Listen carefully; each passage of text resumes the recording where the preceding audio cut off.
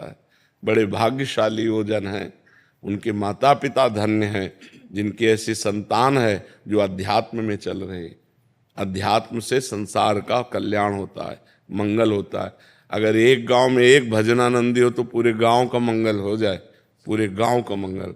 अगर एक हमारा देश, भारत देश इसीलिए महान है, इसमें एक से एक यति सती महापुरुष एक से एक हुए हैं, भगवान का अवतार हुआ है। यहाँ की पावन नदियाँ हैं, गंगा यमुना आदि। तो खूब नाम जप करे, ऐसा बढ़िया अवसर मिला है, भारत में जन्म मिला, सत्संग मिला। अगर अब भगवत प्राप्ति नहीं हुई तो फिर क्या है? ये लड़का बच्चा परिवार घर द्वार, यही तो भगवान का खेल है माया का। इसी में तो सब रमे हुए, उसमें रहते हुए जो भगवान का नाम जप कर ले वही भक्त है, वही भगवान को प्राप्त होता है। सोनिया जी सोनीपत से। श्री हरिवंश महाराज जी। महाराज जी, तुलसीदास जी महाराज एक दोहा में कहते हैं कि आवत ही हर्षे नहीं, नैनन नहीं स्नेह, तुलसी वहां ना जाइए, चाहे कंचन बरसे में। महाराज जी, आप एक सत्संग में बताए थे कि साधक को जहां अपमान हो वहां जरूर जाना चाहिए, शायद अपनी स्थिति के लिए ऐसा बोला था। अलग अलग स्थिति है। तुलसीदास जी ये व्यवहार का दोहा लिख रहे हैं, अलग अलग स्थिति का। किसका है प्रश्न? ये व्यवहार का दोहा है कि जहाँ आप जाओ तो आदर स्नेह के साथ आपसे मिले वहाँ जाओ, जहाँ अनादर हो वहाँ ना जाओ। ये व्यवहार का है, ये परमार्थ का नहीं। परमार्थ है सम्मानम कल्याति घोर गर्लम, नीचापमानम सुधा, श्री राधा मुरलीधरो वत्स के वृंदावन मात्यज। सम्मान को विष के समान समझे, अपमान को अमृत के समान समझे और श्री राधा माधव का निरंतर भजन करे। जो भगवत प्राप्ति का मार्ग है, महापुरुषों ने अलग अलग स्थान पर उपदेश किया है। कहीं व्यवहार का उपदेश है तो कहीं परमार्थ का उपदेश है। तो जैसे हमने साधकों को कहा, जिस गली में अपमान हो उस गली में भिक्षा मांगने जरूर जाना चाहिए। जो आदमी अपमान करे उससे जरूर राधे राधे कहना चाहिए, तभी हमारा भगवत भाव पुष्ट होगा, तभी हमारा देहाभिमान नष्ट होगा। लेकिन संसारिक व्यवहार में कहा गया कि जहाँ जाने से उसके नेत्रों में स्नेह नहीं दिखाई दे रहा, वो हर्षित नहीं हुआ हमसे मिलकर, क्या फायदा है ऐसे रिश्ते नातों के यहाँ जाना? ये व्यवहार की बात है। लेकिन परमार्थ की बात है कि जो हमारा अपमान करे हम उसका मंगल करें, जो हमसे ना बोले हम उससे राधे राधे बोले। जिस गली में जाने से घर वाला अपमानित करता उस गली में जरूर जाके राधे श्याम बोलो, जिससे तुम्हारा अपमान हो और तुम्हारा अहंकार नष्ट हो। ये परमार्थ का, ये भगवत प्राप्ति की बात है और ये व्यवहार की बात है। मेघा जी। महाराज जी, मुझे बचपन से ही बड़े बड़े सिद्ध संतों को देखने का और मिलने का अत्यंत उत्साह है। मैं अधम ऐसा क्या करूं कि देवरा बाबा, नीम करोरी बाबा जैसे दिव्य संतों के दर्शन मुझे प्राप्त हों? प्राप्त हो आगे, मतलब ऐसा क्या साधन करूं?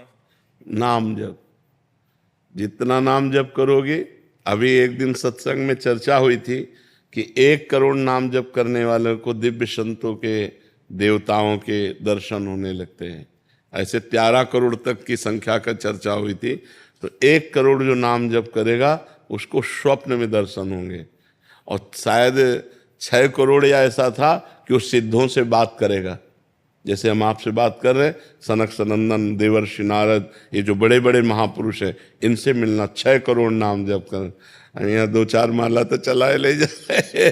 तो भाई स्थिति बनानी पड़ेगी, भजन की स्थिति। जैसे अब दिव्य महापुरुष से बात करना है तो हमारे अंदर दिव्य स्थिति आनी चाहिए ना, दिव्य भाव आना चाहिए, तभी तो हम देख सकते हैं। जैसे अर्जुन को भगवान ने अपने दिव्य रूप के दर्शन के लिए दिव्य दृष्टि प्रदान की ना, तो ऐसे भजन दिव्य दृष्टि प्रदान करता है। जब हम नाम जब बढ़ाते हैं करोड़ों की संख्या में नाम, तो नाम हमारे अंदर इन्हीं नेत्रों में चिदानंद भाव लाता है, तब हम इन दिव्य संतों के दर्शन कर पाते हैं।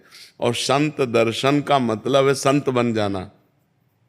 संत दर्शन का मतलब संत बन जाना। अगर हम संतों से मिलते रहे तो हमारा स्वभाव संत हो जाएगा। भले भेष संत ना हो, लेकिन स्थिति हमारी संतों जैसी हो जाएगी, स्वभाव हमारा संतों जैसा हो जाएगा। जी।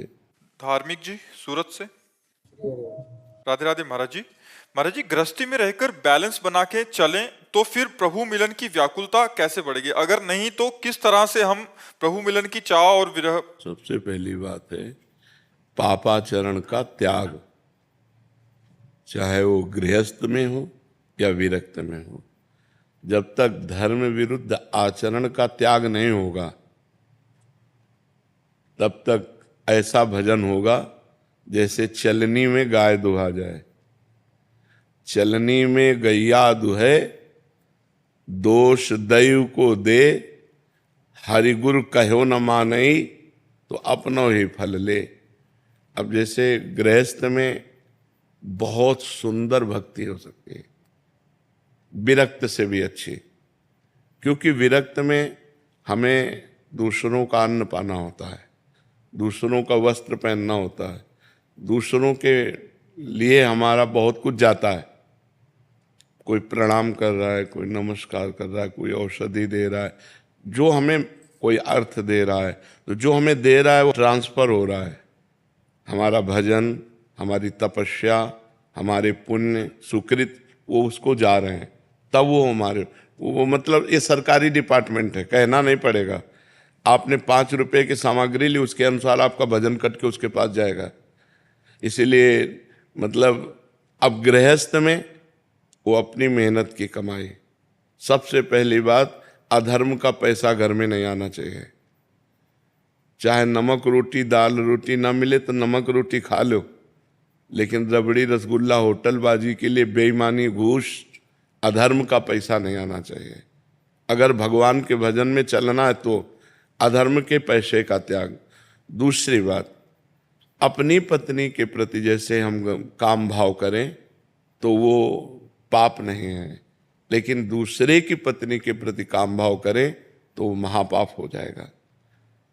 धन और काम भोग, ये 2 बातें सबकी बुद्धि को भ्रष्ट कर देती है प्रायः। और तो छोटे छोटे बड़े अटैक हैं, लेकिन बड़ा अटैक ये है काम का और धन का। बस ये जीव की बुद्धि को भ्रष्ट कर देता है। अब हम भगवत प्राप्ति की, ये तो परहेज हुआ। भगवत प्राप्ति के लिए सबसे पहला काम भगवान नाम का अभ्यास करना, जीव से भगवान नाम का अभ्यास करना, और परिवार में हर सदस्य में भगवान की भावना करना, फिर मोहल्ले में हर सदस्य में भगवान की भावना करना, फिर पूरे गांव में, फिर हम उसको बढ़ाते चले जाएं, पूरे विश्व में ले जाएं, तब हमें भगवत प्राप्ति हो जाएगी। 2 बातें हैं, नाम जप और भगवत भावना, बस इसी से भगवत प्राप्ति हो जाएगी। जो परहेज है वो बिगड़ गया तो रोग ठीक नहीं होगा, नहीं भव रोग पक्का ठीक हो जाएगा। सदगुरु वैद्य वचन विश्वासा, संयम यह न विषय के आशा। सदगुरु रूपी वैद्य और परहेज, ये गंदी बातें न होने पावे, पाप आचरण न होने पावे। और नाम जब ज्यादा प्रपंच करने की जरूरत नहीं, मधुर मधुर भगवान का नाम जप करो, जो बन जाए पूजा करो, नहीं सब में भगवान है ऐसी भावना करो, मंगल में भगवान की प्राप्ति हो जाएगी। अच्छा, बिना भगवत भावना के परिवार में मोह होता है।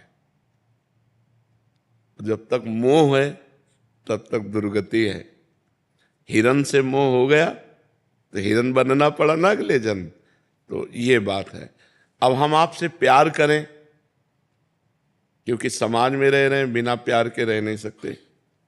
पत्नी, पुत्र, माता, पिता, भाई, बहन, रिश्ते नाते और भी सब, ये हमें करना पड़ेगा गृहस्थी में। तो हम मोह ना करें, प्यार करें। प्यार होता है भगवान से, सब में मेरे भगवान विराजमान हैं, ऐसी भावना से यदि हम रहें और नाम जप करें और गंदे आचरणों का त्याग करें, गंदे भोजन का त्याग करें, बढ़िया भगवत प्राप्ति हो जाएगी। समझ रहे हो?